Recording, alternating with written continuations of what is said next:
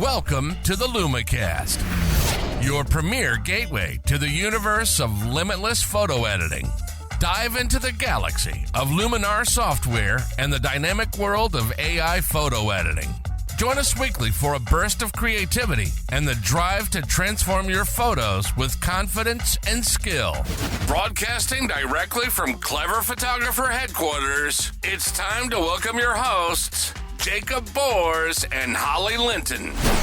Hello, everyone, and welcome to this special edition of LumiCast. Jakub Bors here, together with Holly Linton next to me, and we're going to be talking about what, Holly? Well, it's an exciting day. Everyone's been anticipating the spring update for Luminar NEO, so that's our topic. We're going to find out what great new features are going to be added to this lovely software that we all enjoy so much. Amazing, amazing. So 2 weeks ago, we recorded an episode where we were trying to guess on what's going to be in this spring update or upgrade. If you want, you're more than welcome to go back to it. Now, Holly, how did we do? What do you think? Does the word fail come to mind? One of my wishes came true, or suggestions came true. Otherwise, my biggest wish did not come true. So I don't know if I need to start rubbing a genie lamp or something, but any update is a good update, though, as far as I'm concerned. So I think some people will be happy with the new features. Absolutely, absolutely. So what we're going to do, quick structure, we're going to first go through all the updates for the desktop version of Luminar NEO. Then we're going to look at the updates for the mobile version. And then at the end, we're going to go through the all important information when it comes to pricing, dates, and so on. So stick with us. It's going to be lots of fun. We are starting right now. Okay. And I will note that Jakub has done the beta testing of all these new tools. So I am going to jot down or rattle off what they are, and he's going to give us his insight as to how all these tools are working. So let's get started. Essentially, the spring update is really all about portrait tools. The first one being the Bokeh AI. It's now new and improved as far as it evolves beyond portraits. The Bokeh AI will also work effectively on objects. So what's your testing showing on this new tool? Okay. So it's not necessarily a brand new tool because we had a similar feature or possibility already, but it does improve a lot and build up on the new and latest technologies coming into photo editing. Okay, so starting from the beginning, to access this tool, we would have to go into the portrait section, where now we're going to have a tool called Bokeh AI. Now, I know some of you may be going to ask, does it replace the traditional or original Bokeh AI tool? And yes, it does. So the old one will retire and this one will come in replacement. Now, the advantage of it is that it's actually much simpler to use, and it uses the new and very popular now mask technology. So how does it work? Well, if you have used the light depth tool before, then you will be very familiar with the way you control the mask. Basically, you open your image, you open your Bokeh AI, and you increase the blur slider, which is the main controller. Once you do that, the application will scan the image and basically create this 3D depth mask. Once that is done, then you use simple slider to move forward and backwards or in a depth of your image. With that slider, you can adjust which part of the image will be blurred and which part of the image stay in focus. So in an ideal world, that would work super well and will be able to allow you to basically adjust the mask to perfection. On top of it, now with additional option, you're not only adding the blur, but you're also able to control the shape of the bokeh at the back, actually. There's a number of different shapes you can choose, everything from circles and ovals and stars and hearts and all of that, which is a lot and lots of fun. However, there's few things that need to work for it to work that super well. It's a little bit of trial and error, and you need to have ideal image for it. But once it works, it looks incredible. So imagine a scene. There is a model standing. Behind her is a city with the lights on. Now you can super easily adjust the strength of the slider, move the mask in the depth so you mask her out, and then choose the shape of the light behind her. So if you like it to be just the traditional circles, you leave it on circles, but it can be hearts or stars and so on. And then honestly, it looks epic. Now there is one massive update or upgrade with this. And that's the fact that with the arrival of this 3D mask, you no longer are, let's say, restricted to use this tool only on portraits. You can actually use it on any objects because you're moving through the space. You can apply it to things like your cars and cups and mushrooms and flowers and dogs and cats, anything you can think of. So that is really, really cool. As I said, it's not like a magic creative tool which will add the bokeh for you. There needs to be certain elements there. The background needs to be right. There need to be the light sources there. But if it works super well, super easy. Again, you just control it with simple blur slider, adjust the mask, and change the shape of the bokeh. When I hear the word bokeh shapes, I get pretty excited. I love bokeh almost as much as I love Luminar. So that actually sounds really exciting. I can't wait to see what that looks like. Now, we did talk before the recording to clarify something that, so if it's not a portrait, you're still going to pull your picture into the portrait tools in order to be able to access Bokeh AI, correct? Good point. Yeah, good point. So at the moment, with the beta version we have access to, the tool is in a portrait section. Now you're right, it almost doesn't make sense now anymore because ultimately it could be anywhere. It could be in the creative section. I'm not sure about landscape, that's quite specific, but it could potentially be in the essential tools as well. But probably creative section would be for me the right place to put it in. So you can control it from there. But yes, at this moment, it's still in a portrait section. And probably the main reason is that the initial automatic selection, when you increase the slider of the blur, automatically select human. It will look for a human in a picture and creates that initial selection for you. You can still adjust it. And if there is no human, it will probably just kind of give you average position. But maybe that's why it's still in a portrait section. But you're right. Just to reiterate it, you can apply it to much more subjects than just a portrait. Okay. So if you brought the wrong lens or you wished you had shot at a smaller aperture, you could have, it's an option for you. All right. All the way. Great. All right. On to the second new feature. It's within the Face AI tools, is a new and improved dark circles removal tool. It stands out from competitors thanks to its simplicity and strong results. Do you agree with that statement? Absolutely. So I've done lots of testing of the Face AI alongside recording a portrait masterclass with all these new tools. So I have tested lots of these sliders on many different RAW files and JPEGs and portraits. And I have to say that, yes, the dark circle removal works much better. It gives you much more natural result. It also creates much better selection. But honestly, across the tools, I feel like they must have done something with the human mask because all of them work a little bit better. Even basic things like the face light or eye enhancer or eyebrows or improve eyebrow slider, I think all of them just do a little bit better job. It's just, I don't know if it's just me. I haven't necessarily 100% compared it between the last version of Luminar NEO and this new upgrade. Everything just seems to be a little bit faster, a little bit more precise, and it just kind of giving me just better results. So I'm really excited about that. I know they highlighted the dark circles removal, maybe because it's some kind of, let's say, competition thing or competitor thing that they can kind of compare themselves with them. But honestly, I think lots of sliders in Face AI tool just got improved and they work much better. Great. My selfies will be happy with these new tools. Yeah, absolutely. The dark circles removal has always been a nice tool anyway. It's worked well. I think it just really helps brighten under those eyes and makes your portrait look that much better. So I'll be curious to see its new improvement. Cool. All right. Our third new tool will be within the Skin AI tools. It's going to include 4 new sliders. So face skin smoothing, body smoothing, shine removal, which we've had, but that must be new and improved, and the new blemish removal tool, a little bit different from that little box you could check off to remove blemishes. So tell us all about these new sliders. Honestly, out of this whole portrait 2 selection, I think this one will be really exciting for everyone out there who photograph portraits or just work with portrait tools. These tools are incredible. Like A, they're giving you much more control over your images. B, you can be now much more precise because you're not, again, using just on and off buttons. You're using sliders. So you are very much in control of how much you're applying to your portraits.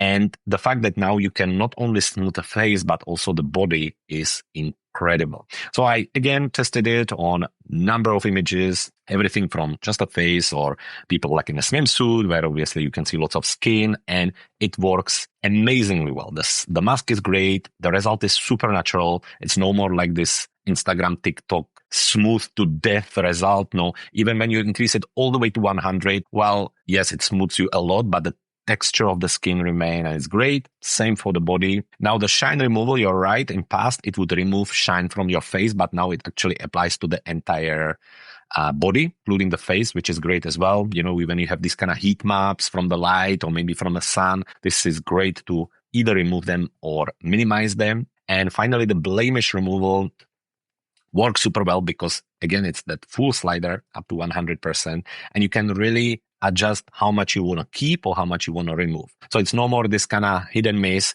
You press it and you see what it's going to do. Sometimes it removes piece of your lip and it's just not that great, but actually now it works super well. So honestly, out of all these updates and upgrades, the Skin AI is really now a tool that people will enjoy and that they can adjust perfectly to what they're looking for. Excellent. Now I can get rid of my neck and arm wrinkles in my selfies. I'm really excited about that. Mm-hmm. Awesome. Well, it's going to be great for us aging people for our selfies, but I could see how wonderful it will be for portrait photographers, of course. All right. Our final new tool in the portrait section is called mask feathering. It's a new feature that softens mask edges for smoother blending. This sounds like pretty exciting. What do you think?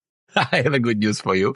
It actually applies to all the masking tools in the application. So it's not just for portrait, but you can use it everywhere, which I think is super cool. Now, as you said, it's not necessarily the full update of the mask we were looking for, but it's a good first step. So yes, so what you can do, ultimately now when you create your mask, if you wanted to feather it afterwards, what you would have to do, you would have to select brush, very soft brush, and then brush over the edges. Now this A is not very precise, and B, it's just an extra step, which is completely unnecessary. So yes, you can now add feathering and you can be very precise all around the shape. So I tested it on a number of different examples. I just used the brush, create a really hard brush, create few slides, and then use the feathering, and it works like magic. So I really like that. And additionally, next to the feathering, you can now also shift the edge of the mask. So you can make it wider, so you can actually enlarge the mask, or you can make it smaller. You can actually kind of smaller it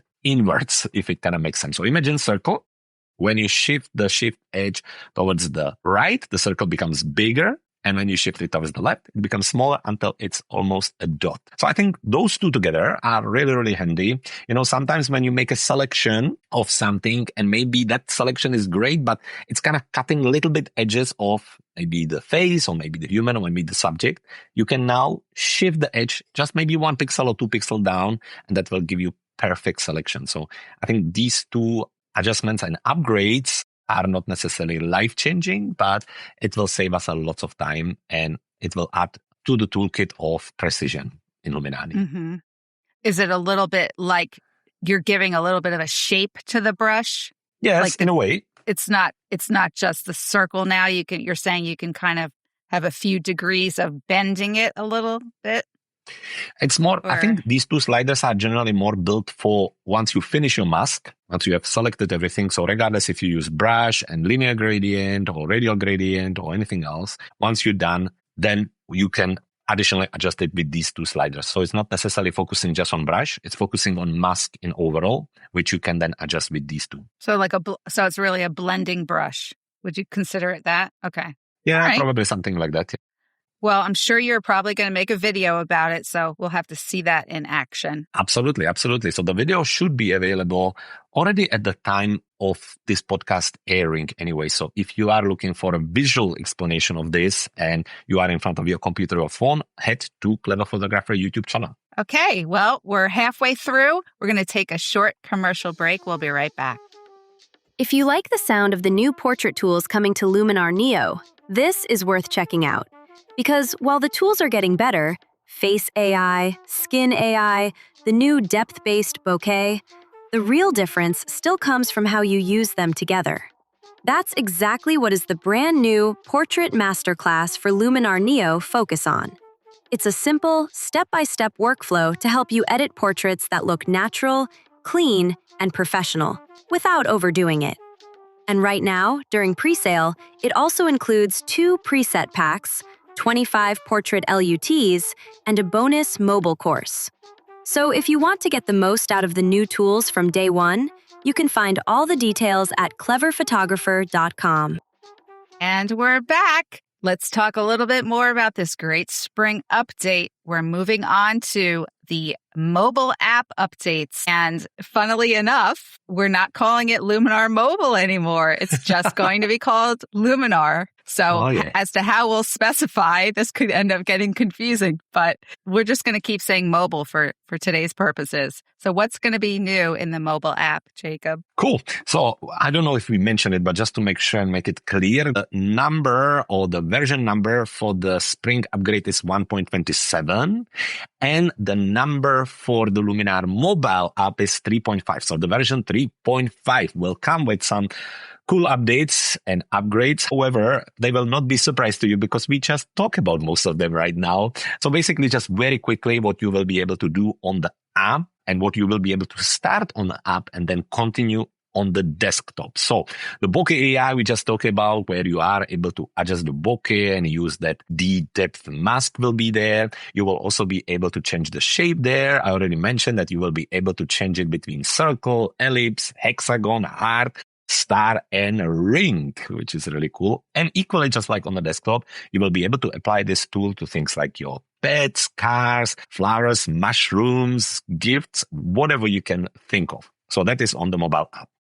On top of it, Face AI already been on the mobile app. However, it gets few updates. The Face Light works a little bit better. You also get access to the Face Slim, which again works a little bit better. And then overall, this tool just got improved. If we talk about the Face AI, the Skin AI also going to get additional improvements, and you will be able to access the skin smoothing to smooth unwanted skin texture, skin shine removal, and blemish removal. So all of this will be also added. Now, advantages of that, of course, you can make yourself beautiful for your Instagram posts or for the posts for your Facebook. And you can, of course, again, start your edit on the mobile phone and then quickly move on your desktop using that cross-platform editing and continue with these tools, which I think is super, super cool. And I think eventually when we get to the point when you be able to do pretty much everything on both platforms, that's when it's going to be really, really interesting. So yes, exciting stuff. If you're one of those who uses the mobile app, absolutely look out for the update. I have to say, especially the Bokeh AI, that tool on a mobile phone looks epic. Check it out and have a look. It really is worth to see. Okay, so through our episode, we have talked about the desktop update, mobile update, and now it's time for Holly to shine because she will tell us about the pricing. So how you can get all of this if you are a new user and how you can get this if you are a current user. Holly, over to you. All right. Well, you're obviously going to go to your Skylum account on skylum.com and log in. But if you're an existing user, you're just going to be maybe looking for an ecosystem pass if you don't already have the mobile and desktop combination. And that's $69 for that pass. Otherwise, you might just need an upgrade pass, which right now is $49 for existing users. But if you're brand new and considering Luminar NEO, you could get the lifetime license, which will be $119. You could consider the cross-device lifetime license so that, as Jacob was mentioning, you can transfer your pictures from your mobile to your desktop. That's going to be $159. And then they always offer the Luminar NEO Ecosystem Max, which is the desktop, the mobile, and the creative library access. And that's $179. And of course, you should always use either a coupon code from your favorite ambassador, affiliate, and if you look inside your Skylum account, typically they'll give you and maybe give you a better deal. So you should always scroll to the bottom of your Skylum account where it says like special offers, because you might find you have like a 15% coupon in there that you didn't know was there. So just log in for the best pricing. Brilliant. And other than that, I would say that the release itself will be April So I'm not sure about the time zone. I know it drops in different time zones at different points in the day. So just be on the lookout on April 9th to do that 1.27 download or installation of your update and let us know how it's working for you. I hope everybody's happy. Yeah, absolutely. All right. So Holly mentioned the dates.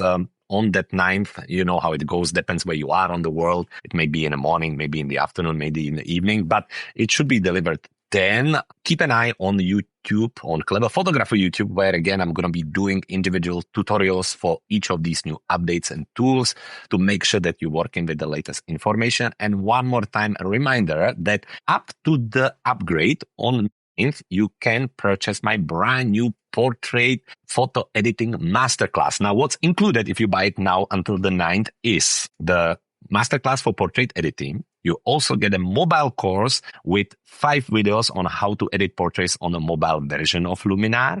And additionally, you will get 3 different LUT and presets, all brand new for these new features. So you will get really cool 25 LUTs with the latest trends and looks for portrait photography. You will also get presets for Bokeh AI, and you will get presets for portrait editing. So if you're going to get it now, it's for a special price, as well as it comes with these 2 bonuses with the presets and LUTs and with the mobile course. Now, to find out more about it, one more time, there is a link in the description of this video. And that's it, Holly. So awesome. I'm going to have to get a hold of that portrait masterclass. Absolutely. Absolutely. Well, thank you very much for joining me for this extra episode. It was fun to have you over again. My pleasure. And I can't wait to see what the fall update has. It better have some of the features I want. Bye, everybody. Bye-bye. And that's a wrap. Now, there's only 3 things left to do. Subscribe to this podcast so you never miss a future episode. Visit our website at cleverphotographer.com/LumiCast to see what we have in store next. And stay creative and keep editing your photos no matter what anyone says.